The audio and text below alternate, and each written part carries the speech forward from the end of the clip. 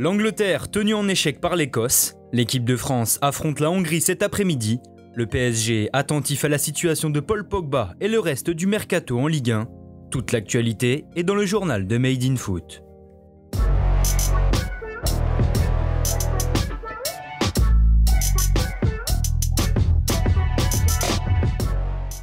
Jour de match pour les Bleus, après son succès 1-0 contre l'Allemagne mardi, l'équipe de France s'apprête à défier la Hongrie ce samedi après-midi. Dans un stade de Budapest rempli de 67 000 spectateurs sans doute acquis à la cause des locaux, les coéquipiers de Griezmann peuvent déjà valider leur ticket pour les huitièmes de finale en cas de victoire. Face à des Hongrois battus 3-0 par le Portugal lors de leur premier match, Didier Deschamps devrait reconduire le même 11 de départ. Reste à savoir si le sélectionneur privilégiera un système en 4-3-3 comme face à la Mannschaft ou un dispositif en losange comme en amicaux, début de réponse à 15h. Dans l'autre match du groupe, il y aura un choc entre le Portugal et l'Allemagne à 18h. Déjà dos au mur, les Allemands doivent l'emporter pour garder leur chance de qualification. La Seleção, elle, peut d'ores et déjà se qualifier pour les huitièmes de finale en cas de succès. Enfin, le dernier match de la journée opposera l'Espagne à la Pologne à 21h. Dans les matchs d'hier, l'Angleterre a encore déçu. Après une poussive victoire 1-0 face à la Croatie pour leur premier match à l'Euro, les Three Lions ont été accrochés 0-0 hier soir par l'Écosse. Dans ce duel entre voisins, la première période est équilibrée.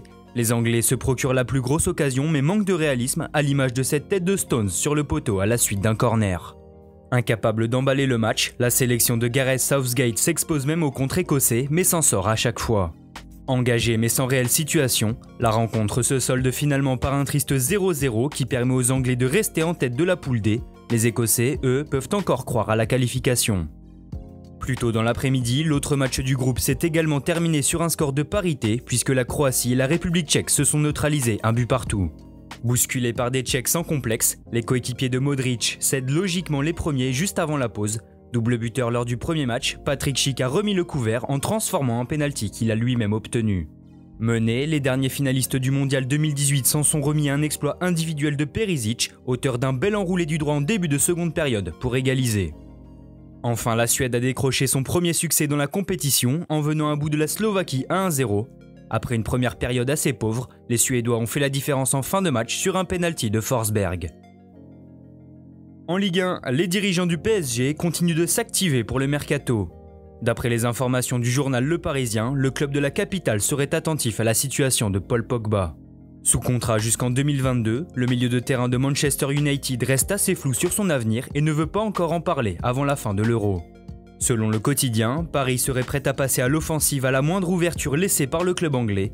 L'agent de la pioche Mino Raiola dispose en plus de très bonnes relations avec le directeur sportif Leonardo, affaire à suivre donc. Satisfaction de la deuxième partie de saison à Marseille, Paul Lirola va rester dans la cité phocéenne. Prêté par la Fiorentina, le latéral droit espagnol de 23 ans va faire l'objet d'un transfert avoisinant les 11 millions d'euros plus 1 million de bonus. RMC Sport indique qu'un accord serait proche d'être trouvé entre l'OM et la Fiorentina. Les deux clubs devraient boucler l'opération dans les prochains jours. Du côté du RC Lens, la stabilité sera de mise pour cette nouvelle saison en Ligue 1.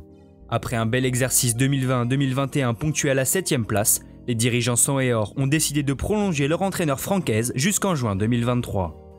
Sur les bancs toujours, Michel Darzakarian est sur le point de s'engager à Brest. Selon RMC, l'entraîneur franco-arménien de 58 ans a trouvé un accord avec la direction et l'officialisation du club breton pourrait intervenir très prochainement.